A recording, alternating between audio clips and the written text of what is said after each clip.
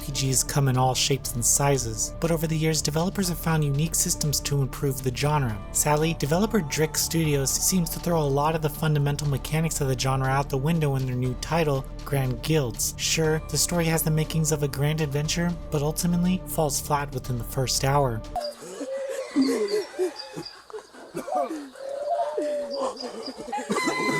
Grand Guilds begins by introducing a knight named Eliza, who has failed to save the one person she swore to protect. As she shamefully returns home to rejoin her guild, she notices that it has been overrun with bandits. However, this just sets up a more substantial plot point that someone is behind these orchestrated attacks on her guild and around the region. Hell-bent on not failing once again, she sets out to find the culprit along with her guild. The story is perhaps the only thing that would keep you invested, however the grammar doesn't always make that easy. The game flow is extremely generic and it is pretty much the same throughout the entire game. The group arrives at a destination, story scene, fight, story scene, on to the next destination. Most of the time it's tough to connect the battles to the story, but I just went through with it because there was nothing else to do. The battle system uses card decks to unleash attacks on opponents. Cards are acquired through levels or purchased. However, the customization of the decks is incredibly basic and not at all intuitive. You are allowed 5 actions per turn, with cards typically using more than 1 point. Decks have a pretty good range of attacks, but I always felt like my best characters sucked defensively and they were the first to die. Some cards can buff your party, but it never seemed to work with the raised attack power. Being a deck building RPG, I would have liked to clearly see what my modifiers are doing. Sure, I just added +3 attack power to my character, but when I attacked it seemed like nothing was added. The game does show the defensive modifiers though, but why stop there? One thing I didn't like is how the game didn't let me place my characters on the field at the beginning of a match, which makes the strategy feel just as linear as the story. Attack animations are decent and vary depending on which attack or skill you use. Some are kind of confusing, such as attacks that have you end up behind the enemy. Many design choices like this just left me confused, but ultimately, I think the card-based battle system was the worst thing this game had going for it. I tried my hardest to use a controller, but I urge you to not even attempt this. Using the mouse can get most of the job done, but there were times where you have to use the Q and E buttons to change the camera perspective because objects got in the way. The menus in the game are also a complete mess, so I stayed out of them as much as possible. What makes the experience worse is the camera. When selecting cards with the mouse or moving a character, if you get too close to the edge of the screen, the camera will fly in that direction. This happens most of the time when you click the button that ends the character's turn, which is also confusing because if you have 0 actions left, why do you still have to end the turn of each individual character?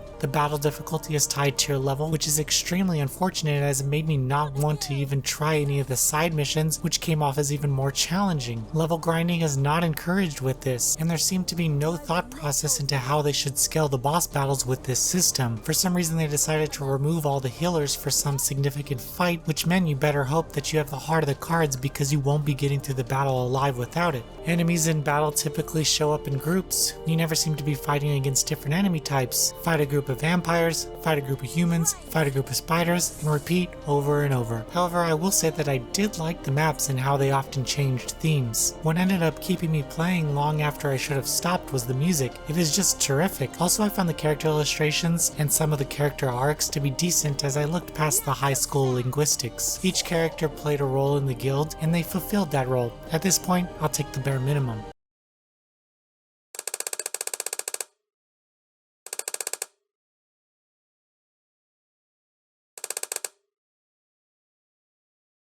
There's very little that is grand about Grand Guilds, as I think the project was just a bit too ambitious for the developer. There's too much to not like about the deck building systems for the combat to be fun, and there's not enough variety in the combat to make up for the inadequate systems. The game fails to capture what it is to be a tactical RPG, and while it's always nice to try new things, it's essential to stay true to the fundamentals of the genre. Noisy Pixel is giving Grand Guilds a 5 out of 10. Thank you for watching. Please read the full review at noisypixel.net. Noisy Pixel is run by a group of gamers who work hard to deliver news, reviews, previews, and more. Please subscribe to keep up with all our future content.